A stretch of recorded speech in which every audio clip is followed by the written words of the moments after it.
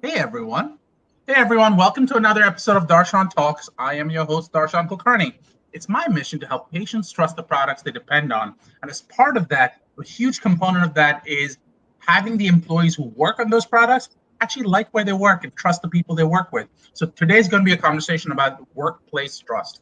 As you may know, I'm an attorney, I'm a pharmacist, and I advise companies with FDA regulated products. So if you think about drugs, wonder about devices, consider cannabis, or obsess over pharmacy, this is the podcast for you.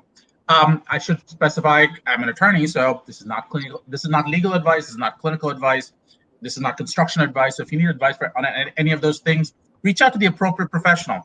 I do these videos because they're a lot of fun. I find myself learning something new every single time. And I learned that from talking to incredibly smart people like the people I'm talking to, like our guest today. But it would be nice to know that other people are listening. So if you like what you hear, please leave a comment, please subscribe. You can always find me on Twitter at Darshan Talks, or just go to our website at darshantalks.com. Today's podcast, I hinted at it a little bit, but it's going to be about workplace trust. And what does that mean? Why is it important? Why can't I just go to work and collect a paycheck and not worry about anything? So if you are interested in having shall we say, a conflict-free workplace, you should care about today's discussion. Our guest for today she is known globally as the trust architect. She works with companies to build conflict-free workplaces. And our guest for today, ladies and gentlemen, Lea Brovedani. Lea, good to have you again. How are you? I'm good. I don't know if it makes other people nervous, but whenever I hear all of those things that someone says about me, I was raised in a home that said, don't think so, don't be so full of yourself. And I hear that and I feel like saying to people, well, it's kind of true, but it sounds like a lot more impressive when someone else does it. So thank you, Darshan. It only made me a little uncomfortable. Well, this is the kind of uncomfortable I'm comfortable making you. So okay. Let's talk a little bit, Lea, about what's going on in the world. Here's some good news for people who are going to listen to this they're going to listen to it live. And if they listen to it later on, for those of you who haven't heard this, we're finally coming out of COVID. People are saying, you know what? I think we've got this thing covered, depending on where you are in the world. And we are willing to start engaging with people again. And companies are saying, great, that must mean you're ready to come back to work because we have work for you. And people are saying, first of all, I was always working, so I don't know what you mean by I have work for you. Mm-hmm. And two, I don't want to come back to work. You were able to run your company and run it well with record-making profits across the S&P 500 and the like.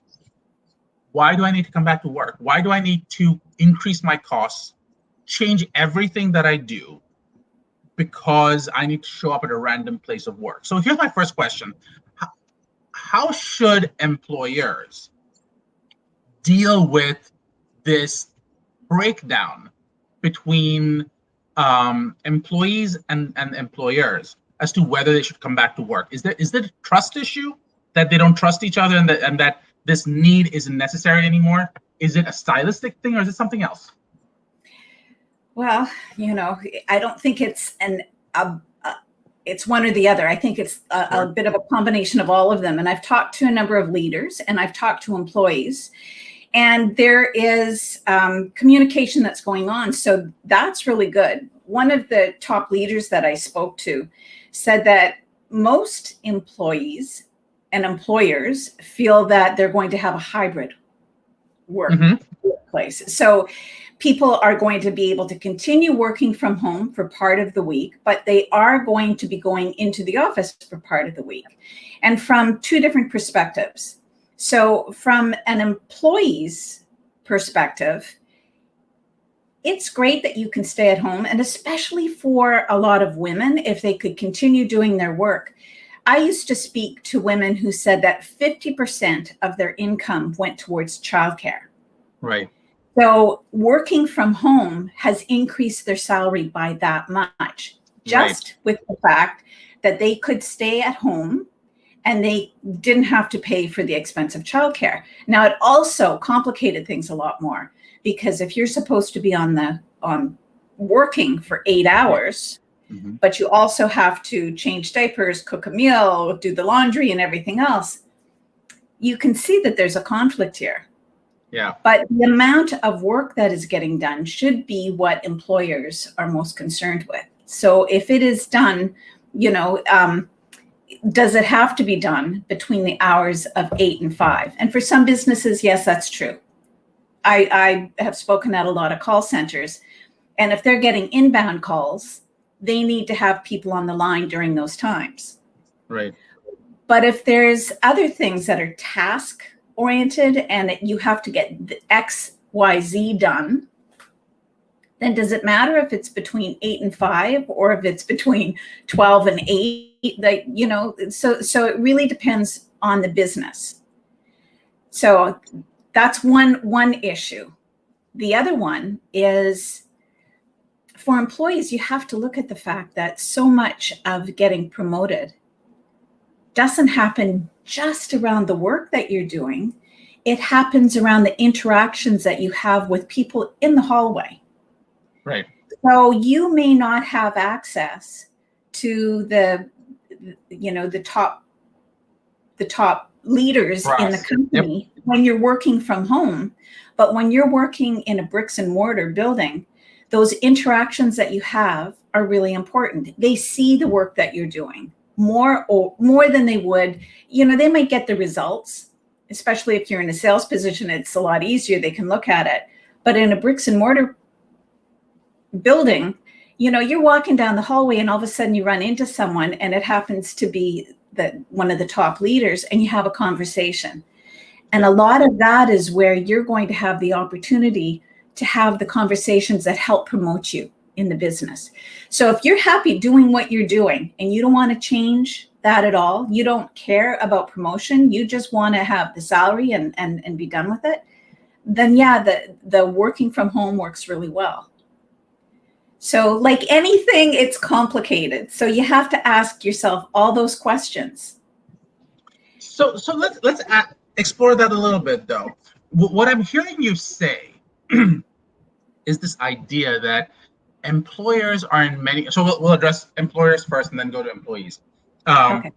Employers are hesitant that if I'm paying you X amount of money, I expect you to do the work during that period of time. It's a fair expectation to have. What you're saying, though, is that can you move the work day from 9 to 5 to, say, 12 to 8? The question is, how do you know what that if they're working at those new 3 hours anyways? Or do they sort of go, well, now the kids have come back from school and now I got to take care of them for this thing? That's one question I would ask. So I think the suggested model works especially well if you've got a situation where you already have metrics that you can ascribe to people and go, this job should take 4 hours. If you're taking 8 hours, there's something wrong. You're not spending the time we thought you would be spending. So how do you help small businesses, which is about 70% of US businesses, address that lack of metrics, if you will? So first of all, it starts from the very beginning. You have to hire right. You have to trust that you are going to be bringing in the right people for the job. Yeah. And if you've brought the right people in for the job, then you have to, again, trust that they're going to do the job that they say they're going to do. Every company has checks and balances, or they should have checks and balances on what needs to be done. And people know that they're going to be judged on the work that they do. So, there has to be, and just for people who are listening, my trust model is really easy to remember, and it's based on 5 tenets. So it's caring, commitment, consistency, competence, and communication.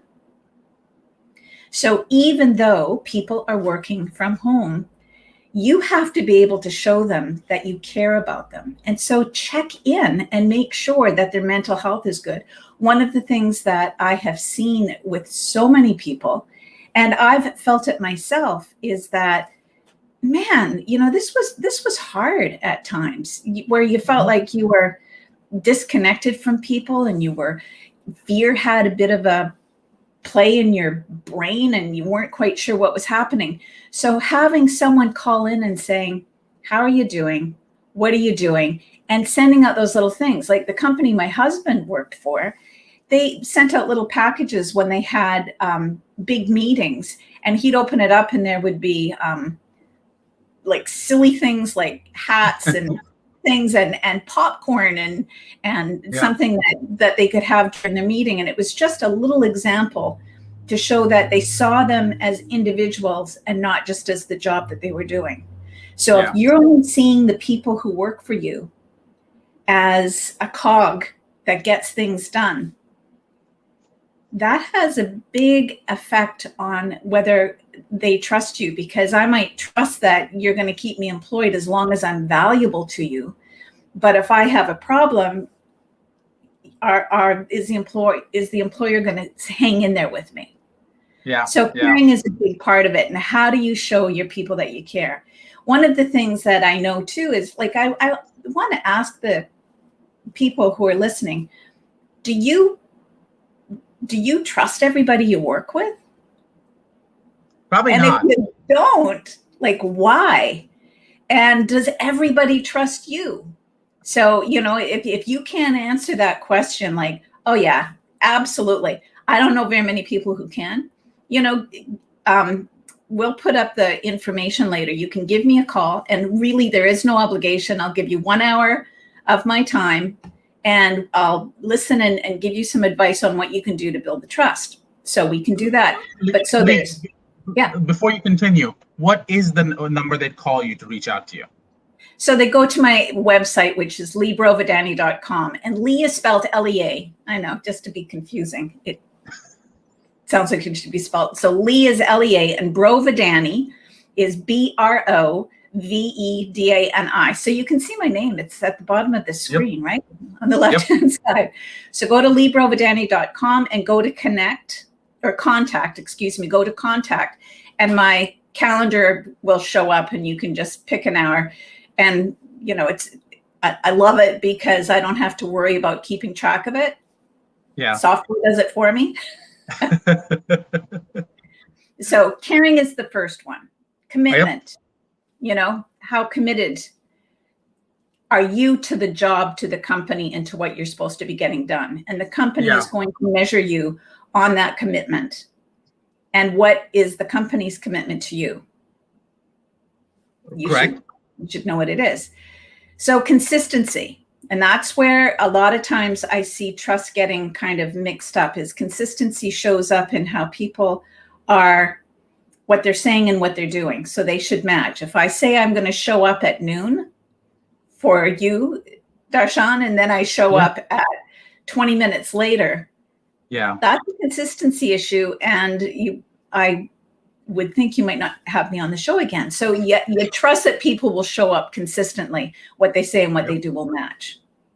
I would argue it's also a commitment issue, because you said you'd be there at noon and you didn't make it. Having said that, how do you address, especially in a time like now, where you've got global teams and culturally being time sensitive, the Germans will hold you to it's disrespectful to be late. I'm going to say this, Indians are not not known to be on time as easily as I'd like them to be. And I am as guilty of it. We call it IST when we lived in India.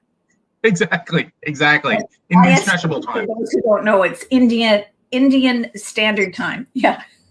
It's Indian Standard Time or Indian Stretchable Time, depending on who you're talking to. Yeah. So my point is, how do you generate trust with a culture that doesn't measure things in the same way you do? So one of the things is having communication. So that is a big part of it. And just like you said, you understand that there are different cultural norms for even something like attentiveness and showing up on time. So from what I've been told with my husband when he's working in Japan is that they consider you late if you don't show up 5 minutes early. Right, right. So, you look at the different standards, and a lot of the people in the Caribbean have the same, stretchable time. So, Correct. so understand the people that you're working with, and then communicate what your expectations are. So a lot of trust is around making sure that you're communicating the other four. So caring, commitment, consistency, and competence. Do they have the skills? Do they have the skills that they're supposed to have?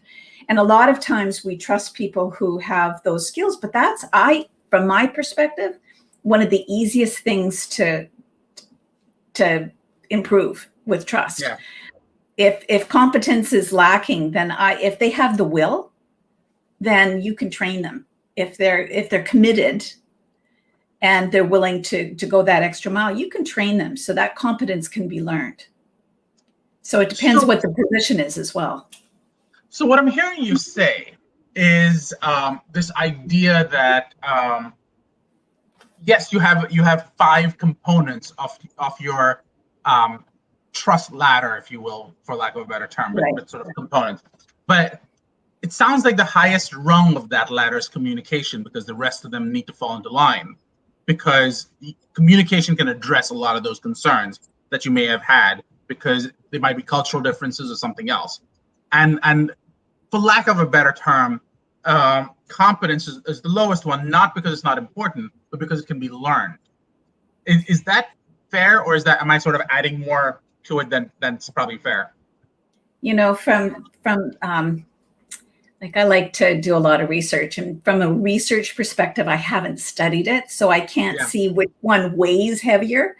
But when I'm working with people, I think that communication is really important, and I think that caring. I spent a lot of time in emotional intelligence. Yes. So I would say that a lot of times caring is exceptionally important, because I'll be a little bit more flexible if you don't hit some of the other tenets, if I believe that you truly and deeply care about me. Yeah. But if I don't believe that a person cares about me as an individual, as a person, then they can be competent and they can be communicate really well. But think of those graphs that we do, and think of that person who is absolutely brilliant, has the high IQ, but they don't really care about anyone else, and they can communicate circles around everybody. Yeah. The term that we usually use when we're thinking of them is jerk. We call them lawyers, but sure. Yeah. So like when you think about the people that you're working with people, and they might not be that brilliant, but they care so deeply about the job and the company and the people that they work with, and they're willing to be committed and consistent and work on their competence. Who would you rather work with? Who do you trust? So let's ask that and explore that a little bit, because I definitely want to say I trust the person who's caring and is looking out for me and stuff, but I've seen that go wrong. I've done it wrong. And what I mean by that is you often want to be the person who's caring, who's there nurturing, but sometimes the most caring thing in the world is to fire you and to go, you're just a bad fit and you're unhappy and we're unhappy and this cannot be the way you grow. So caring, to me, sounds like a great concept, but it comes in multiple forms. Some forms that are less obvious at that moment than others. But when we use the term caring, when you use the term caring, are you using the term in the traditional sense, which is I appreciate you and I show you respect almost, and sort of I'm looking out for you? Or is it I respect you as an employee? So is it respect as a person or respect as an employee, or caring as a person or caring as an employee? And how do you, especially for middle management, how do you balance the need of caring for individuals versus caring for your company? A lot of times, if I'm looking at emotional intelligence, which I was involved in for a number of years, there was this whole not belief, there was things that were going around that said that emotional intelligence was more important than cognitive intelligence, which wasn't true. If I'm hiring someone in a position, I want to make sure, first of all, that they have the competence. But if I have a list of candidates and they all have the same competence and skills, then the person who is going to excel in the position is the one who has the most emotional intelligence. So let's not say that, intelligence and competence aren't important, because they are. Yeah. But in addition, you have to layer that with caring. And it needs, from my perspective, and again, I think that you need to care about the person as an individual. That there are things that will, in most companies, they will set a set of standards. Here's how we're going to care for the employees. Right. And we offer them a benefit package. They have good medical, and they're expected to work these hours. And here's the salary we're going to pay.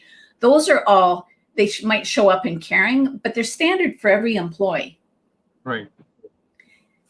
Think about the best person that you've worked with. Mm-hmm. Everybody who's listening, think about the best person you've worked with.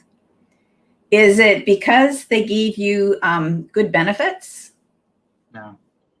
You're like, why? Like, what was it that they did? What was it that you said, I will continue working for this person and I'll work really hard for them? Like, why did you? For me, it was someone who understood when I was having a rough time and looked out for me, but at the same time expected me to do better when I didn't meet those same standards.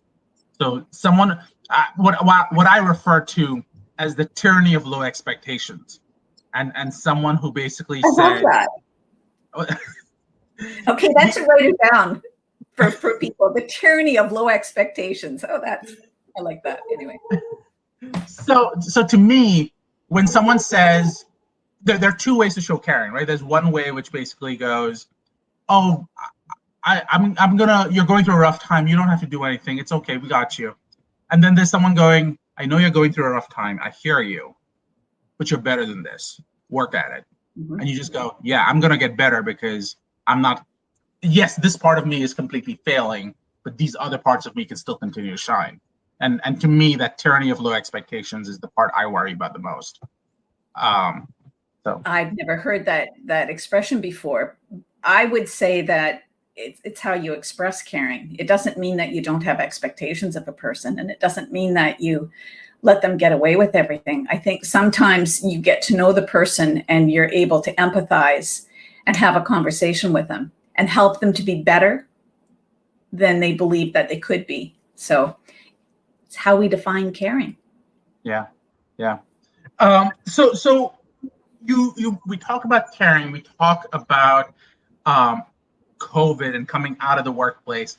My question is, in this world where you are showing caring, you are avoiding the tyranny of low expectations. You are looking at commitment and competence and communication and consistency. I have really terrible handwriting right now, which is I was like, wait, what did I write now?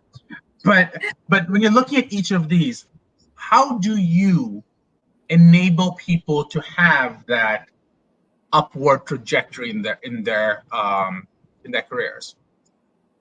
Or do we see a future where people are not necessarily people are looking at gig jobs, which is what people keep talking about, right? Uber and everything else, where you're just like, you do a function, you're a cog in a wheel, and when that function is done, you go to another function and do it for someone else. So do you think that the expectations around work itself are changing, or is it that is it something else? There's always been so many different tiers, and so for a lot of the low skill positions, and it's not that like an Uber driver has a lot of different skills that they bring into it. The ones that are really successful are able to talk to people, they're able to maneuver through traffic and all of those things. So I'm not undermining or minimizing the skill that's involved in it, but it's a lower entry level position as far as competence. Mm-hmm. So as we go up, that level of competence increases. And so our expectations around what this person needs to do increases. And it also depends, like if I have a son who just graduated from university, and he's working in a virtual business from home, and he started his own company. Well, it's going to be interesting to see how he networks, how he continues to network. And it's becoming much more obvious that people are getting very proficient on the computer at having events and networking. So I think that we're going to see a huge change in how the workplace actually operates. But I still believe that we are going to need some face-to-face and person-to-person interactions. And what that looks like, I'm going back to speak at live conferences. I have one in Dallas in September and one in Orlando in November. And between those, I'm doing virtual speaking engagements. So it's all over the map. Yeah. So, I don't know. I don't think I answered it, but I think that if we want to be promoted, I think that you have to be able to explore. And the higher up you go, you have to know, what is your goal? Like, what is it you're trying to achieve? And can you get there virtually? And I know Bruno, who's actually a VR guru, is listening, and I can tell him this is perfect. How does VR play into this becomes a big question in the future. But we are, as you know, I try to keep these at around 15, 20 minutes. We're well past that right now, because you are a fascinating conversationalist. So Lea, let me ask you a couple of questions to keep us going. One, how can people reach you again? Okay, so you see my name at the bottom, Lea Brovedani. Go to leabrovedani.com, hit contact, and you can get into my calendar and book some time, and I'll talk to you. The advice really is free. If then you decide if you need me more, you might decide that an hour is all that you need, and I've solved all of the problems that you have in the world. And if that's the case, then good on you, as they would say on the East Coast. Fair enough. Let me ask you another question. Based on what we've discussed so far, what is one question you'd like to ask the audience? Wow, you throw these at me, Darshan, and give me 2 seconds. What is one question I'd like to know how you're managing in a virtual world. I would love to hear, how do you continue trusting the people you work with when you work virtually? Okay, I'll give you an answer. I think I'm struggling right now. I'm struggling more now than I have at any time in the past, and I've been just as virtual now as I have been before. So I don't know if the virtual environment exacerbated something or if I just changed. So I don't know. Okay. Yeah. And there's a difference between forced isolation and chosen isolation too. And during the pandemic, I think a lot of us felt like it was forced upon us and it wasn't something we chose. And that makes a big difference. I agree. Another question. What is something that made you happy in the last week? My daughter is pregnant and I'm going to be a grandmother for the first time in November. It's not that I just found out, but I made a quilt for the baby and it gives me such satisfaction looking at this and knowing that it's going to be something that I can give to my future grandchild. Made me very happy to do that. Yeah. That is really, really cool. Okay. In the last month, what is something new you've learned? I have been working on a new course and I'm becoming an end-of-life doula so that I know you're probably, so much of that has to do around trust and giving people the best 3 months of their life and helping families get through grief. And I know it might seem like a stretch, but it fits so beautifully with the work that I do in trust. I think what I hear you saying in 3 different ways is that you build relationships, whether it is with a new mother and her child, whether it is between employers and employees, or whether it is just enabling and having those conversations with your daughter and your future grandchild. So they're all, to me, part of that architecture you keep building. So kudos to you. Thank you. Well, I think the key piece during this conversation, we landed up talking a little bit about workplace bullying. We landed up talking about return to work and what that looks like, and what the considerations are going to be. We talked about the two big things being that employees want the flexibility because it almost results in a 50% increase in income because you don't have to worry about childcare. So a lot of people are hesitant to give that up.